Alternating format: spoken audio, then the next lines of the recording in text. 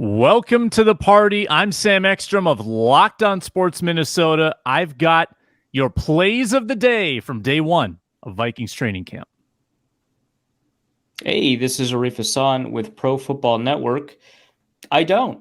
Luke Inman at Luke_Spinman, wondering which player is going to pull out the first German suplex today at practice in memory of Brock Lesnar. Who's it going to be? We also get an early visit from Ron Johnson on today's Minnesota football party on Locked On Sports Minnesota. Locked On Sports Minnesota podcast. It's endless Minnesota Vikings talk with the diverse voices of your local experts. It's time for the Minnesota football party. It's your guys hanging out talking next level Vikings football. So join in with Pro Football Network's Arif Hassan, Locked On Vikings Luke Braun, Superior Sports Talk's Luke Inman, and Vikings insider Sam Ekstrom, plus the biggest names in Minnesota football for the Minnesota football party. And it starts now.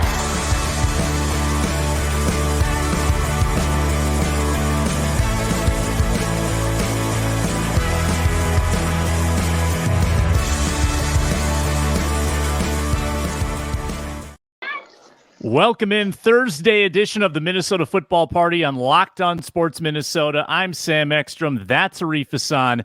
That's Luke Inman. Luke Braun is off today. He's the Locked On Vikings host, but Ron Johnson is in his box right now. Ron Johnson joins us early in the show. We're going to get his training camp takes from yesterday as he comes to us live, I believe from a softball tournament of some kind, as he is prone to do. Today's show brought to you by FanDuel Sportsbook. Make every moment more. Go to FanDuel.com/LockedOn to get started. You can find all of our shows on YouTube for free. Locked On Sports Minnesota, the channel to subscribe to, free and available wherever you get podcasts. That includes SiriusXM, Amazon Fire, and Roku. Ron Johnson joining us to kick off the show. And Ron, I'm just going to say it, Kirk Cousins was sharp yesterday. That was a nice little debut for the quarterback. What did you think? Yeah, I mean, I'd say Kirk Cousins looked really good. Him and JJ, you could tell he looked comfortable. Jordan Addison as well. I got a chance to talk to Keenan McCardell actually after practice for a good 20 minutes just because we know each other. We've talked a couple times. We text more than people know. But I talked to him about Jordan Addison and Justin Jefferson and where their roles are going to be. I can't tell all the secrets yet, but I will say this.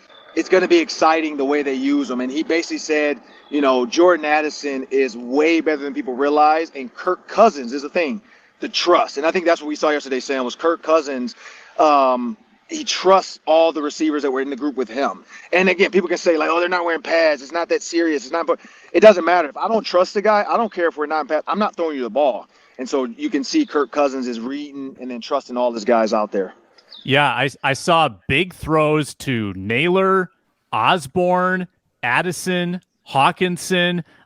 Jefferson might have been the only guy without a highlight reel catch. I mean, there were some really tight window throws zipped in there downfield. It was fun to watch. First day, you don't often see that kind of sharpness, but it was pretty clear that this offense is now into year two of the system, which is the big factor, Ron, is year two of the system going to yield different results. Kevin O'Connell said that there's a lot of room to improve from last year. I think that's the difference between being a good offense and a great offense. Yeah, I think I love Justin Jefferson's first comment. He was like, well, we're not learning the plays this year. We already know them. And so I think that's the key. I love that first thought. Like, look, I didn't have to learn anything. I already know this offense. Now I'm just fine-tuning it. And then we're going to add little pieces to the puzzle here and there. Honestly, we're not going to see a lot of the wrinkles with Jordan Addison and Jefferson and KJ Osborne at the same time because of this is, I mean, you don't do anything early. But I'd say some of those joint practices, maybe by the first game, we'll really get to see what this offense is going to be about. And I honestly, I don't know if you noticed, Sam, CJ Ham and I talked to after practice, just because, again, birthday and, friend of mine, he looks svelte. He lost some weight. He said he's down 12 pounds. Whoa. He's down 12 pounds. He looks taller. And they're using him more in some of these two tight end, I guess you want to call it three tight end sets, but he's the other back in there. Sure. And so his weight, he said he feels like he can run routes better now. He says he feels more in shape now. I asked him about, so I asked him about basketball too. And he said, man, I'm in the best shape I felt. And so when you look at him though, just watch the body, like he looks lean. And so it's lean ETS. I mean, he has his own ETS now, so maybe that's part of it. But he's putting a lot into his workout this offseason. You can tell when you look at him. So, be on watch for CJ Ham with Josh Oliver, with TJ Hawkinson. Then you got Justin Jefferson and KJ Osborne. That's going to be a nice combo of 5 guys right there. It's really good info there, Ron. Maybe a little Sean McVay, Kyle Shanahan hybrid offense going on this year. I was going to ask you about PJ Fleck, but you brought up Keenan McCardell, and it got me thinking, what makes this guy such a great wide receiver coach outside the fact that he played in the NFL and he was a great wide receiver for the Jaguars for all those years? You played the position in the league. You know all the nuances. I mean, it speaks volumes to be able to maximize day 3 picks like KJ Osborne, now Jalen Nailor, and get the most out of guys like obviously Justin Jefferson and Adam Thielen when he was here. Talk to me about Keenan McCardell and what makes him so good as a coach. Yeah, I mean, honestly, like I said, talking to him yesterday, I love talking to guys like that because the conversation is legit. And this is one thing I'll say about Keenan McCardell. He knows his stuff. Like, a lot of guys played the position, but they can't speak it. He can speak it. He can talk about, like, hey, look, I've been in the slot. I've been outside. I've been a part of organizations that were just building, because he had John Gruden show up in Tampa. So he has a lot of knowledge. But there's another thing, man. Like, he's a player's coach. And when I say that, it doesn't mean negative. Like, we had Ryan Gundy on, and he talked about that, Mike Tomlin being a player's coach. Some people use it as a negative. We also had Don Terrius talk about Mike Tice being a player's coach. Here's the difference. When you talk about Keenan McCardell being a player's coach, that means the players like and listen to him. And so they're going to listen to what he's saying, and they trust. You don't want to have your coach say, hey, I need you 2 yards inside the numbers or 2 yards outside the numbers, or here's why you're doing this. Here's why I'm going to put you outside. Here's why I'm going to put you in the slot. Here's why you're motioning. He can speak all of that football talk to him versus, hey, here's the play, man. Just motion. You got a short motion. And the guy's like, man, why am I doing it? He can explain why they have a short motion. And I think that's what makes him so different. He played, 17 years? So he knows a ton of football. Yeah, that's awesome. Yeah, I kind of wanted to dig into Jaylen Naylor specifically. I know Luke mentioned him. I know that Alec Lewis, friend of the show with The Athletic, mentioned that Jaylen Naylor looked pretty good yesterday. And, he's kind of one of those candidates that might be in line for the kind of bump in level of play that KJ Osborne had a couple years ago. And I just kind of want to know your thoughts on, kind of what Naylor can do right now, what he's improved, what his role in an offense would be if he does, in fact, turn out to be, somebody that you can slot in as maybe the 4th receiver. Yeah, he's fast. So when you think about the speed of Jalen Nailor, I think that's what sets him apart from the other guys. Like, Justin Jefferson is just the greatest ever. And then you have KJ Osborne, who's solid, very meticulous, right place, right time, makes the big catches when you need him to. You got Jordan Addison as a wild card because you don't know what you're going to get, but he has the speed. Like Keenan McCardell said this one. He ran like a 4.4 whatever, but he also plays at a 4.4. Some guys run 4.4 and they play at a 4.6 or 4.5 because they're thinking. He plays fast and he understands speed. So Jalen Naylor takes the top off. Because when you think about Brandon Powell, Jalen Naylor, and Rager, I think those 3 are going to be battling for that guy that can take the top off. If you go back, and I'm a big football guy. Remember the Super Bowl? I think his name is like Skronik or Skronrick or whatever. Yeah, Skronik. Yep. Skronik for the Rams. Remember? I forgot. I think Van Jefferson got hurt. He had to come in and run that deep ball post. He dropped the damn ball. So when you think about that, Kevin O'Connell has that in his offense. So who can do that and who's going to give you that? I think it's between Rager, Naylor, and Powell. And Powell probably has a leg up because he knows the Rams offense. But Naylor, in my opinion, is right there because of his speed. And he finished the season off strong. So I truly believe Jalen Naylor has a really strong chance to be wide receiver 4. Ron, before you go, I do want to get your take on the Gophers story from yesterday. But one more Vikes question. I did notice that Jawan Williams, the big corner from the Patriots, was getting all the first-team reps yesterday. Big out there, isn't he? He's like 6'2", 6'3" with cleats, over 200 pounds. Do you think he's a sleeper in this battle for the cornerback spot? Yeah, anytime a veteran can come out there, I will say this. Caleb Evans made some nice plays. But, yeah, anytime you get a veteran out there and understands the defense, because, again, this is a totally different defense now. So it's different terminology, different ways to get to a coverage, if you want to call it that. Like some teams say if we're in cover 2, the only thing we can get to is 4 because we don't like to get to 3 from 2. Some teams say, look, we can get to any coverage from any look. it's about what corner knows where he's supposed to be, when he's supposed to be there. Like if you're in 2 or 2-man and you don't chase on 2-man, you're out of there. And what you see with Juwan Williams right now is his size, his length. And if we're going to play a lot of blitz and get after the quarterback, you're going to need a guy that can jam and really make sure that receiver doesn't get a clean release. And so I think that's where he sets himself apart. But I like Caleb Evans. I think his length and his arm length for sure, like the ability to knock a ball down, it's going to be good. But I even said this. I watched Cam Bynum come from the safety spot and almost pick off a ball in the flat. You talk about range. Like, that's what I like about Brian Flores. He has his deep safety at the snap, hauling ass to the flat, and he almost picked it off. And that means the quarterback did not realize that guy is my robber. Like, he's the robber in this. And that just means you're doing a great job disguising it. Like, if your robber is coming from that deep and able to get there, I don't want to be preposterous, but that's Ed Reed, Troy Polamalu type of range where you can come from deep and be able to rob a flat. Before you go, we got to touch on PJ Fleck here real quick. Just your quick thoughts on the article itself, but also, too, when you just take a step back and look at PJ Fleck's impact here in the 6 seasons he's coached, 620 winning percentage, 4-0 in bowl games. But comparison to the expectations you had and kind of the vision, right, for the future state of the Gophers program in your mind, where are we at now? How would you evaluate things? Are things better? Are they worse? Are they about what you expected? Because the hype was so real and the expectations were sky high for the future when he was first brought in. Well, this is what I'll say. When you even read the article, I don't know if you guys heard it, but I heard the Pink Panther in my headphones, like doo-doo, doo-doo. It sounded like it was like a terrible detective. And I'm not talking about like the really good Pink Panther. I'm talking about what's his name that barely speaks and is like a weirdo and luckily falls on something. And at the end, you realize he didn't actually do nothing. That's what that article felt like to me. Like Northwestern had their issues. And so it felt like everybody was on a witch hunt at this point. And so they're on a witch hunt. And you're talking about players getting let off for legal drugs. We're not talking about illegal drugs. We're talking about legal drugs. We're talking about stuff that they're not operating heavy machinery. We're not talking about DUIs. We're talking about marijuana. Now, that's one.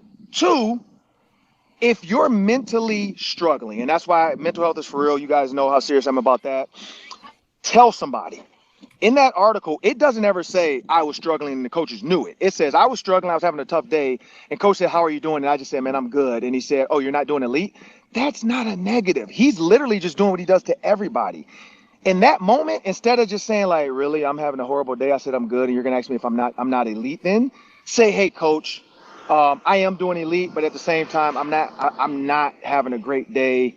I'm mentally not in this. Can I talk to somebody? I just talked to Les Pico, player personnel for the Vikings, and he and I talked yesterday for a while. And that was one thing we brought up. Like, players, and we weren't even talking about PJ. We were talking about his players. Players often deal with stuff that they want to keep to themselves.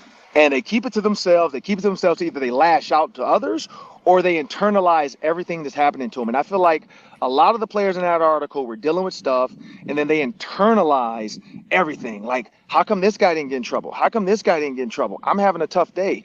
And I think that's the problem with this. To me, that was like a witch hunt. Second, Sam, or Luke, to your point, I think PJ's doing a great job. When we're talking about just building a team, you look at recruits, you got guys coming to bat saying, I wouldn't come back for a 5th year if the program was doing bad. You look at the headlines. You don't have guys getting in trouble, staying out late, DUIs, doing drugs. I'm talking about hard drugs. I'm talking about riding that white horse. You don't have that. Like, you got kids that are going to class. You don't have a lot of kids, like, ineligible. No. What a way to go. But, you don't have a lot of kids ineligible. So, like, PJ's got these guys going to practice in the morning so that they're not missing classes in the morning. Like, my thing is he's building this program up, and people just want to find a way to tear it down because they want clicks. And you know what? The guy got clicks, and he'll be famous for 5 minutes, and then we'll go about the day and go play Northwestern and go to the state fair, enjoy the giant slide, have some hot dogs and some donuts, and we're going to watch some animals have babies at the farm, and we're going to forget about all this. So enjoy your 5 minutes, but it's going to be done quick. Yeah, and even in the story, A.D. Mark Coyle coming to bat for PJ Fleck, it doesn't sound like there's going to be anything actionable from this unless there's a lot more to the story. And again, maybe a couple eyebrow raisers, maybe with overlooking some drug tests. Correct. But it's a demanding culture too. And a lot of the stuff I think was just part of this culture that he's created that has a lot of expectations. And even some of the current players say, it's not for everybody. And when your team is so big, so many young people, impressionable people who come through the doors, not everybody's going to like that. And you're going to get people that are disgruntled. And Sam, the NCAA, so this is what I will say, the NCAA deals with hard drugs. If it's illegal or if it's, criminal, DUI, all that, the NCAA handles that. But if it's a legal situation like missing class, smoking marijuana, because if you have HGH or steroids in your system and you take a negative test, you can't play. The NCAA is going to come down on that. But when they get that test and they're like, hey, man, he tested positive for marijuana, it's up to the university at that point. Because if you live in Colorado, like Deion Sanders, if his players test positive for marijuana, he's like, yeah, they probably got it standing outside because it's a contact high. Like, it's legal.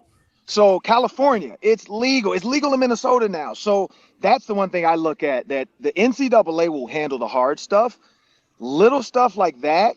I mean, Kevin Durant just came out like that. He said, I was high and I shook Adam Silver's hand. We all smoke weed. It's better than Oxycontin. There's the thing. People would rather players take 10 Oxycontins or hydrocodones to deal with pain or pressure or headaches or whatever than to smoke a joint. That's the problem with some of the stereotypes or the expectations, is like, oh yeah, you could take 15 Oxycontins, but don't smoke weed. And that's where I have a problem with this. So for those players that are saying like, oh, like because he had community service and he went to class and he doesn't get in trouble, PJ let him off. Another thing, if this kid misses curfew, if he misses practice, if he's not going to class, I guarantee he's not getting off for a positive marijuana test. So that's the difference in this. Like, this is human beings. We know this in the real world. Superstars can get away with stuff. If you are not a superstar, don't do it. I'll never forget, Brian Billick told us this. Ray Lewis and somebody else came into the meeting late, like 5 minutes late. Ray Lewis sat down, that guy sat down. Brian Billick said, hey, Ray, and so-and-so, stand up. All the rookies, turn the lights on. We all turn back, we look at Ray and the guy. He's like, Ray, how much money did you just sign for? And Ray's like, really, Brian, really? He's like, Ray, how much did you just sign for? Ray was like, I mean, I got a guaranteed $19 million signing bonus. I mean, I don't know how much he made that year, like $10 million for the season. He looked at the other guy. He's like, how much are you getting this year? And he looks to like 350, 400,000. He's like, see, that's the difference. Ray makes more than me, so I can't fire him. He said, I can kick you off the team right now and not think twice about it. Don't come late to my meeting again. And they had them both sit down. That's the thing. Like, in that moment, Brian Billick told us, like, look, Ray's going to get away with stuff that y'all aren't going to get away with. So if Ray's having a omelet and the meeting starting, don't stay with Ray. Get to my meeting. Let Ray show up late, because we're going to deal with that, how we deal with it, which is he's the best linebacker ever. So look, hey, if he's 5 minutes late, he's 5 minutes late. I can't handle that. And Ray wasn't always late, but that was just a one-time thing that Brian just had to set the tone for training camp. Hey, you're not him. So that's where I think this article is basically glorifying stuff now because social media can do it. Stuff like that has been going on for ages. Stars get a little bit of leniency. We know that. And if you're not a player, I guarantee nobody in this article that's complaining played. I hate to say it. I don't think any of those guys played. And it is what it is. Yeah, Ron, we'll hear from PJ Fleck today, I think, at Big Ten Media Day, so we'll probably get some more context around all of that. We'll see you out at Vikings training camp the rest of the week and throughout the month. So good stuff, Ron. Thanks, Ron. Looking forward to it. Yep. Enjoy the softball. I will. Good stuff from Ron Johnson. He's at 3Ron Johnson on Twitter. He hosts the Ron Johnson Show here on Locked On Sports Minnesota. I've got a notepad here. I mean, you'll see my chicken scratch. This is how I take notes, just in the margins of the roster. Numbers, nonsense, scribbles. Perfect. But I did manage to get down a first and second team depth chart, which I was kind of patting myself on the back for because that can be overwhelming sometimes. But let me reiterate, Kirk Cousins was really good on day one. Day one, a lot of days to come. No pads. But it was a sharp first practice. And if Naylor, and by the way, Jaylen Naylor getting the first crack at wide receiver 3, not Jordan Addison. Maybe that's a little bit of punishment or, the repercussions of your actions. You're going to lose some favorable reps for what you did. in lieu of like a suspension or a fine. Jalen Nailor, though, it is worth noting that Addison did miss a substantial amount of spring practices because he was being held out for injury. So Naylor's probably just more up to speed too. That's also an additional thing to note. Indeed. But you know what? That would have been the case anyway. Nailor would have been more up to speed just by virtue of that full year that he had last year, where he was on the roster. Now, imagine this offense if you really get a good, like a KJ Osborne 2021 type season from Jalen Nailor, then you're in really good shape for the future. And sad to say, it's probably bye KJ Osborne at that point next year. But that could be a huge feather in this front office's cap if they can claim Jalen Nailor, Luke Inman, as sort of the next Osborne, someone coming from the 6th round and coming out of nowhere to contribute on this offense. You're talking about a 5th and a 6th round pick turning into the type of players that we're seeing unfold before our very eyes. I think without a doubt, if you look back all the way to the start of minicamp and OTAs to now, and I know it's only one day, but Jalen Nailor and Josh Metellus are just your 2 clear-cut winners thus far of the offseason and seem to be kind of carrying that momentum with them into the season, at least in the early going so far. Nailor already kind of supplanted. So far, again, it's early. I'm sure we'll get some sprinkles of Jordan Addison in that wide receiver 3, but for him to show up day 1 of training camp and be the wide receiver 3, not Jordan Addison, and also to hear he was just such a target monster during OTAs and minicamp as well, that is a great sign for things to come for sure. And it also, from a front office lens too, not to get too ahead of ourselves, but you're right. It gives you something in your back pocket, knowing if KJ does have a great season again, which obviously we hope he does, likely going to command a healthy amount of money next offseason that I would guess they likely wouldn't match something in that 13 to 15 million per year offer for KJ Osborne. So to have a guy like Jalen Nailor already developing and progressing now in year 2, as good as he has been, that's so huge. And then, you know, Josh Metellus as well. I know you mentioned when I chatted with you yesterday, he continues to be in the mix too. We all want Lewis Cine on the field. I'm in that boat as much as anybody, but Metellus, it sounds like, has just made things so difficult for coaches in a good way with just how far along he's continued to come year after year after year. His versatility in the back end of the defense has just been so good. So yeah, I fully expect those 2 guys to just continue to kind of stand out in practice and cement themselves into this weekly game plan by the time we get to week 1 of the starting season. I find it interesting too, Arif, kind of how these things often play out, because we were talking about Metellus and Nailor day 1 of OTAs, right? Which leads you to believe that this was a premeditated off-season decision. Okay, we're going to take this 6th round backup safety and we're going to turn him into something. Like, was that the Brian Flores plan that he sold them on? He came in the door and said, 44 Metellus, that's my guy. And he's doing it. He's looking great doing it. Jalen Nailor came in right away, catching everything day 1, and he's kept that momentum all the way through. So sometimes it's like you have to earn the opportunity, even when it seems like on the surface you're not doing anything. You're a backup. You're Metellus last year, Nailor last year. You're riding the bench. But going into the offseason, they clearly emphasized those 2 guys were going to play bigger roles this year. Yeah, I'll say this about Josh Metellus. I think that he has stood out in camp for a couple of years now, both under Zimmer and under O'Connell. So I think that I wouldn't say this is like a long time coming. There's, perennial camp standouts that just kind of never, actualize it in terms of, a roster spot or consistent play time. So I'm not going to say that, but I do think that it was pretty notable that Zimmer had him playing in man coverage in the slot a couple years ago. I think it was interesting that we saw Josh Metellus on the second team with Donatel last year, which, Donatel didn't end up running a defense as interesting as you might need for Metellus to get on the field. But, it's something that he was able to do. He showed up in joint practices. I remember writing about this. This is somebody that, I've been kind of interested in for a little bit based off of all of the various ways that he'd be used. And remember, when this was first happening, I was really surprised. This was not how he was used at Michigan at all. He was a box strong safety, right? And so the idea that he could also be a nickel corner was surprising to me. The idea that he could be a center fielder was surprising to me, but he showed that over the course of the past couple of years of camp. And so now he's paying down both on his capacity for like really high special teams play and, his willingness to do kind of whatever any coaching staff has asked him over the past couple of years in training camp. So it's really nice to see this kind of actualized into first team reps into a coach that's kind of willing to use him in a more diverse way. As for Jalen Nailor, I think that, this is like a really awesome kind of development. It's something that's going to be pretty important for the Vikings going forward. The thing is, you do have to be a little bit careful. I mean, we've seen a lot of players make waves in training camp, even have some reps with the first team without turning out into anything. Now, we've been conditioned a little bit by the fact that KJ Osborne did it and turned into like a really great, solid contributor. That's not always going to happen. And so the Vikings need to be really, really confident if they want to go with Jalen Nailor going forward into 2024, allow KJ Osborne to walk in free agency. Because I still remember when the Vikings signed Jarius Wright to an extension, they regretted it, cut him.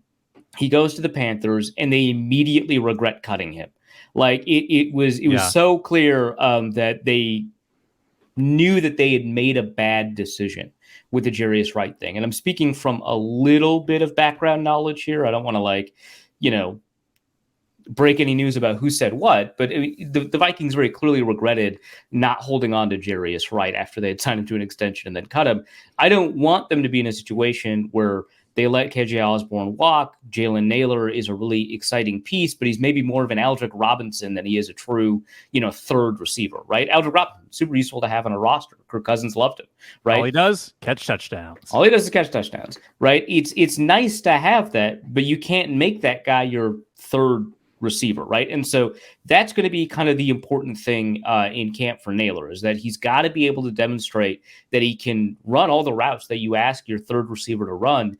And I mean, here's the thing that we talk about a lot, but then doesn't get discussed when we talk about, this person leaving. KJ Osborne's a very good run blocker, right? And so you can just run different plays with him on the field or check into or out of different plays when he's on the field. And I don't think Nailor necessarily has that potential. Maybe he is a good run blocker. Who knows? But I don't think he necessarily has that potential. And so if that's happening, you need to change the way that your playbook is operating in 2024. So those are all the things you have to figure out now.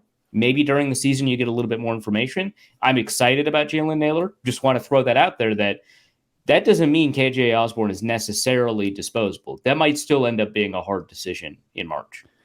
Word from FanDuel coming up, and then we're going to do injury report, more juicy camp nuggets, and I want to dig into the relationship between Justin Jefferson and Jordan Addison, both of whom spoke yesterday. But tonight, it's Shohei Ohtani night. He is pitching for the Angels. The best player in baseball. Looks like he's going to stay an Angel the way that they're acting here before the deadline. I know. Arif had big opinions on MLB there. But you can two things I care about in MLB, and one of them is to get Ohtani out of there. You can bet on Ohtani. He's minus 146 tonight. Angels against the Tigers. You can bet all of baseball at FanDuel. And if you're a new customer, you can get up to 10 times your initial bet in bonus bets back. So if you put 20 on Ohtani and he wins or loses, doesn't matter, you get 200 in your pocket in bonus bets. It's a great promotion. They have great promotions all the time at FanDuel. It's a safe, secure, easy-to-use interface. Use the Sportsbook app or go to FanDuel.com/lockedon. FanDuel.com/lockedon. Get started. Get those bonus bets. When you win, you get paid instantly. Check out those great promotions as well. FanDuel is an official partner of Major League Baseball and America's #1 sportsbook. All right, let's roll through just a couple training camp injury updates. Jordan Addison said he's 100%, and he looked like he was moving well in the field yesterday. In other wide receiver news, Luke Inman, you're going to love this. Not this one. This one's not the one you'll love. The next one's the one you'll love. Blake Proehl is back. It's been like 2 years since he was at a training camp. You mean on the mic or on the field? Blake Proehl was out there holding a microphone simultaneously while running routes. It was incredible. It was astonishing. Wow. They actually nuts. had a Blake Proehl it was a live mic. So he was providing the music for the practice as well. He was singing, and it was unbelievable. I believe it. Yeah. This is the one that Luke Inman's going to flip out for. So we thought we lost Malik. We thought we lost Malik Knowles. He was waived, non-football injury, PCL from be on IR from the pre-draft process. He has cleared waivers. Woo! Yeah, he's back. Yeah, he's back. Now he's out for the year. That's the downer. Luke's clapping like, he's out for the year. But red shirt him, he'll be fine. Now, Arif, do you recognize what the other consequence is of Knowles being out for the year? So, okay, I don't know if I had Knowles on my preseason fantasy team. Okay, that's the consequence. That's gonna be and rough. I was so bummed about that too. Yeah. This is. I don't think I had him as like my Mr. Mankato. Like every episode, I just have a different opinion on these undrafteds. Yeah. And so like from one episode to the next, I'm just like, wait, am I high on Malik Knowles? I don't know yet. Well, I think he was your last pick in our preseason fantasy football draft a month ago or whatnot. So let's pretend it was, so I can say that was just a dart throw. You know. Speaking of undrafteds, so this is good for Braun, bad for Inman. Andre Carter is on the pup. He's in shorts and a t-shirt walking around. That was your defensive pick for the fantasy team. Because I got sniped by Ivan Pace, who's working with the twos. That's Luke Braun's guy on fantasy team, working with the twos at camp, which was, I think, an elevation from minicamp OTAs. I don't think he was with the twos at all. So I'm pretty confident based off of the reports that it was Dye and Reader with the twos. So yeah, this was it an Pace and Dye or Pace and Reader with the twos? Sounded like it was Pace and Dye. Okay, so Reader got bumped a little bit. Again, one day, but man, that's a great sign for things to come. Just that he's picking up this Brian Flores defense at a good pace. And there seems to be like a role for him, right? Because right. I've seen a lot of undersized blitzing off-ball linebackers not hack it in the NFL. Yes. It's like, I'm not going to say it's a common prototype, but it's not a rare one. Nope, you're right. Other Nuggets, Chris Reed, seen rehabbing foot. He should be back in a few weeks. And Brian O'Neill, not on the pup, but on the rehab field. He's running around. So they do have a slow ramp up for him. So I don't think we're going to see him doing a lot soon. Nor should he, right? Yeah. Like, pump the brakes. Yeah. Like, week one was always like dream scenario, it felt like. So the fact that he's on that pace and schedule is great. No need to rush him back. Oli Udo, Vidarian Lowe, what's the right tackle situation? So I was going to ask actually about this related to, because Oli Udo was taking the first team reps at right tackle, from what I understand, and that Blake Brandell was playing guard or cross-training at guard, which is one reason that he might not have taken those snaps. So he could be the true right tackle replacement, but is not doing that in camp because of guard duties. Yeah, that was always a big question for me. What's going on with Blake? Obviously, they know what they have with him at left tackle in that 4-game stint when Christian Darrisaw went down. I would have assumed that he would have at least been in the mix for that right tackle job. With O'Neal not getting those reps, it seems like they really want to get a good hard look at him at guard, and that's where he's been, correct me if I'm wrong, Sam, all minicamp and all OTAs is that backup left guard spot. Yeah, that's pretty much the only place I've seen him is guard. Okay. Left guard yesterday. I think it's mostly been on the left side, but he's becoming Chris Reed is out, right? So that's and Chris Reed out. Yeah, so Brandell's becoming a 4-position guy. That's crazy. He's pretty important. A very good backup tackle. Schlottman was the backup center. Sam Schluter worked his way in as a second-team tackle. Not Vidarian Lowe? Oh, wait, no, Vidarian Lowe's on the other side. Yeah, sorry. Yeah. No, Schluter was your second-team left tackle. And so if everyone is healthy, who is the second team?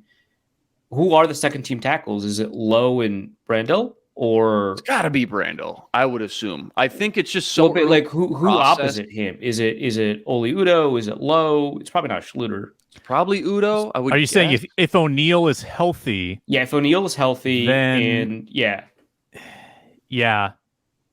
Well, and again, if Brandel isn't needed as a guard, would he be their choice at tackle? Yeah, so like Chris Reed and O'Neal are both healthy in this scenario. Mm-hmm. Yeah, I think Vidarian Lowe is probably based on upside, probably in that mix to be a second team. That's what I was thinking too. Okay, yeah. Because I wonder that despite this good news for Oludo, and it is good news for him, I wonder if he's still on the outs potentially. Mm-hmm. You know, when it I comes wonder to that too. Mm-hmm. Sam, any sighting from Alan Ali at all? The UDFA guard working with the threes, I'm assuming. I'll be honest, you didn't catch my eye. Okay. And again, there's about a 3-day period where I'm looking at the roster constantly. Oh, okay, I bet. Who's that? Okay, Ali.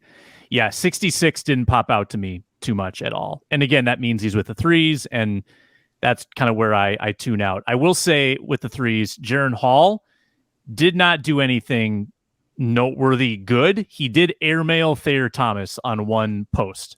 I mean, of course, he knows the Thayer Thomas play. Pretty bad. I saw someone mention that he had like one highlight play down the sideline, but other than Thayer that, or Jaren? Jaren. But other than that, you know, because it was very shortly followed up by, you know, what you mentioned, the airmail to Thayer Thomas, at least according to, you know, what I was looking at. So, yeah, sources. So yeah, I mean, that's not shocking, right? Jaren Hall is a 5th round rookie. It would take quite a lot for him to even catapult himself into quarterback 2. Yeah, and I'm feeling more and more that way as time goes by. Nick Mullen's still very clearly the number 2.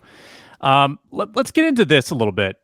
Jordan Addison yesterday gave his apology publicly to the media for the driving. Didn't get into details about it. Ongoing legal situation. Ongoing legal matter. He can't get into the dog emergency.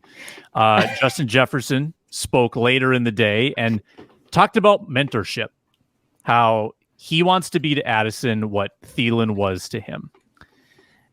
The Thielen-Jefferson dynamic was, I don't know, it was just perfect. It just worked. I think the age gap was big. There's like 9 years apart in age. They were very clearly in the right roles, and Jefferson was kind of a sponge. He was open to it. And Thielen was very, I think, generous with his time. And the Vikings kind of orchestrated this. They just put them together, and there was a clear passing of the torch in some way. At different vibe, I think, with Addison, and maybe it'll work out great too. Maybe Jefferson is just the ultimate mentor. He hasn't really been in this role too much yet. But again, we got a 1st round pick and a 1st round pick closer in age. Addison surely has very high aspirations and maybe feels like he can never usurp Jefferson. He's always going to be a number 2. How do you think that dynamic's going to work out, Luke Inman? I don't see why we shouldn't have anything less than high expectations for these two. I mean, I guess if the question is a matter of Addison not having a 30-year-old veteran in the room to help guide and teach him, you know, the little nuances, I get that. I want to say Thielen was in year 7 when JJ showed up. And now obviously JJ being the veteran and mentor of the group is only entering year 4. But you look around the league and there's examples of young, great, successful duos at the position. I think about the Bengals, Jamar Chase and that's exactly what my brain went to, the Bengals. Yeah. Yeah, right. I mean, Philly's an easy one too. AJ Brown, Devontae Smith. I think talent's talent at the end of the day. And Addison has all the raw talent to be not only the NFL, but knowing firsthand one-on-ones than most guys in the league. And even outside of playing with JJ, right across from him, you also got Hawkinson, a top 5 tight end in the league. And most importantly, too, you got a veteran quarterback who knows now in year 2 of a quarterback-friendly system and, you know, an offensive head coach that we've already seen can scheme guys open when needed. I think as good as Thielen and JJ was, right, given this offense and his supporting cast now, I see no reason why Addison couldn't become the next great complementary piece inside KOC's passing game. Yeah, no, I think that's an important kind of dynamic to talk about and discuss. But I do think that you're right that, you know, it's not that important that Addison might never be able to kind of overtake that wide receiver 1 spot. And you never know, right? Randy Moss overtook Chris Carter. I mean, you know, like it's a thing that happens sometimes, right? But it's also not, you know, awful, right? When Tyreek Hill was traded to Miami, Jalen Waddle, I believe, had already had 1 year under his belt, right? Waddle, I think, had an understanding that he'd be wide receiver 1 until that trade had occurred, and now he's just wide receiver 2.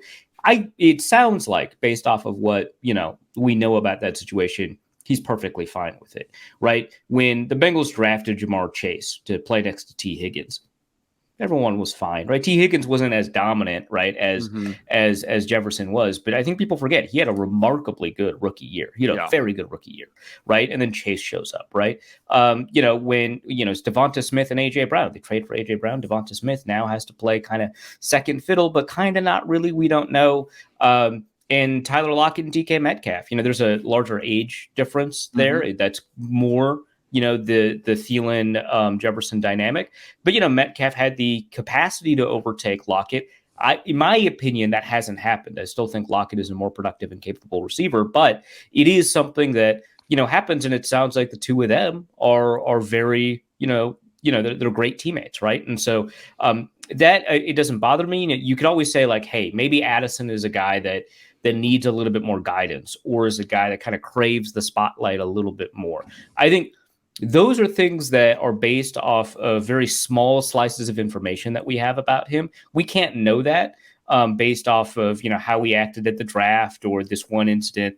You're just not going to know enough about a player based off of news stories like that. So we can't say that that's the case, but we can say it is possible that he's just a different personality type than all of these other receivers, right? Like Mike Wallace did not love, that Antonio Brown got a ton of attention, right? Like he didn't. That's just who Mike Wallace was, right? So it's always possible.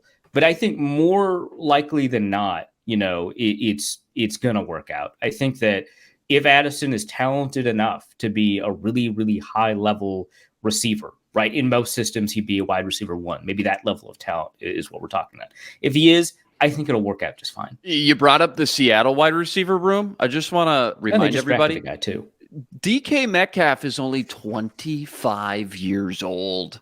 Feels like he's going on year 7 or 8, but 25 years old. So let's just say Lockett got traded, or maybe he's not around next year. That's kind of the same scenario now with Jackson Smith and Jigba in town, the Ohio State first-round receiver. Yeah, that's a good point. In the same scenario. The two press conferences yesterday, 3 hours apart, could not have been more different. Addison at about 1:15. I'm sure he was nervous. He's first big press conference of training camp, and he's got a million cameras in his face, and he's got to apologize for this mistake that he made and take questions about it and try to follow the script that he was coached on by PR and not say anything incriminating. And of course it's going to be like, obviously not a good look. Like it's not going to come across great, especially when you're not super media trained. I do wonder about the ongoing legal situation phrase. Like, is something going on beyond the citation? Like, that's just a ridiculous thing to say in my brain. I would agree. I think it's the easy out. It prevents further questions on it. We kind of know how this game works. Yeah. But then 3 hours later, Justin Jefferson just has the Midas touch right now. There's nothing that he can say, and I think he's just very naturally gifted. Yes. In this regard. Like extremely charismatic. He says all the right things about his contract. He seems very selfless when he says it. The way he talks about Kirk, the way he can like very charmingly downplay, oh yeah, he wasn't in my top 5, but Kirk's my guy. Like stuff like that. He said, and you believe it. That's the thing about Jefferson. It's like, very authentic. Yeah. And he said to both of these things he said in that press conference. I love being the face of the league. I love the pressure on me. And I think he believes that too. He's just like, he's fitting, I should say, fame and success looks good on Justin Jefferson right now. Which contrasts, by the way, with how you felt Diggs' personality changed after he got that second contract. Yes. Which technically Jefferson has not received a second contract yet, so we can't say one for one this is alike. But I mean, as charismatic as Diggs is, and he's remarkably charismatic, Jefferson has all kinds of endorsement money right now that Diggs maybe should have gotten in Minnesota when he was in Minnesota, but like clearly he's just not out there with like as many brand deals or endorsements, at least to my eye, that I can see as Jefferson. Diggs had a good CenturyLink commercial. Remember that one? Which that was a weird one. I'm gonna just put that out there. It wasn't like weird bad. It was just like, is this how you're going to use this guy? All right. But just like a tiny guy next to a remote. Okay, I guess. Right. But yeah, I mean, it could be the case that Jefferson has earned enough money for us to say that money has not quite changed him, or if it's changed him, has not changed him for the worse, right? So these are all possibilities. I remember, a lot of people are like, but when Jefferson gets paid, he's going to do the exact same stuff Diggs did. And it's like, I don't know, people are different than other people. I think it's fair to say that one person is not like another person, even though they're in the same situation. So I'm excited by this. I don't believe Jefferson when he says, he's not fond of money, but I do believe that money is not a huge pressure point for him. Yeah, I would agree. And I think that, but you mentioned sponsorship deals. I don't know if this made it on the final cut of the Vikings, like posting the press conference, but someone asked him about his sunglasses and he said, and I think they just asked him if are those new sunglasses. And he said, these are Oakley's. I'm sponsored by Oakley and they want me to wear them as often as I can. Everyone laughs. Everyone loves him. What a natural. It's unbelievable. How much did Fortnite pay him, by the way? I got to know. Oh, my gosh. There's numbers out there. I wish. That's hilarious. More training camp today. I want to say this is a Wes Phillips or a Matt Daniels day at the podium, and probably some other key players as well. We'll find out. But more notes on that on tomorrow's roundtable with Ron Johnson, Reggie Wilson, and Luke Inman. Luke Braun is going to be in town next week. He's going to be at the practices. So we're going to get a lot of... Do I smell another combine coming up? A 4-man combine? Watch out. Stay tuned. Hey, Sam, if it's Wes Phillips, you got to ask a CJ Ham question. I was just going to tell Sam that. Yeah, you got to ask about the 3 tight ends, CJ Ham kind of sets losing 12 pounds, looks taller? Right. now that Ron says that, I do remember seeing 30 and not immediately remembering that was CJ Ham and having to check, and because he didn't look like the fullback. He didn't look like a fullback? No. Ball, tree trunks for legs. He looks more like Juszczyk than Tolbert, is what you're telling me. Yeah, okay, there you go. Yeah, fair enough. Yeah, maybe Juszczyk is the comp here. Yeah, awesome. It's always the comp for a tight end who can catch. I think we always get over our skis on that one. Is Juszczyk like the most popular 49er? Like if I was on 49ers Twitter, is that the only thing people get excited about? Because I think that. I think it's the guy that like film nerds like me get excited about, right? Mm-hmm. But I there's no way he's the most popular. For like Deebo Samuel, right? If you don't mind Nick Bosa's off the field opinions or whatever, he's up there, right? Fred Warner, people love him. There's no way that Juszczyk is the most. I think George Kittle's more popular than Juszczyk. Do you remember for sure? You remember our failed Juszczyk first Super Bowl touchdown bet? We were very close. We were so close. First Niners touchdown, but not the first overall touchdown. Yeah. God. Oh my gosh. We'd probably be retired today. We probably would have invested that money in Bitcoin and then pulled it out at the perfect time. We'd be retired. Mm-hmm. Yeah, that's exactly what we would have done in that situation. You're right. You're right. That's how most people would have reacted. Yep. Yep. All right. Roundtable tomorrow. Minnesota football party officially back Monday. All training camp, all the time. Endless Vikings talk with Luke Inman, Arif Hassan, and Luke Braun joining us next week from the Twin Cities. Thanks so much for watching today. I'm Sam Ekstrom. Follow us all on Twitter. Subscribe, please. Comment, and find Locked On Sports Minnesota wherever you get your podcasts. Have a good one.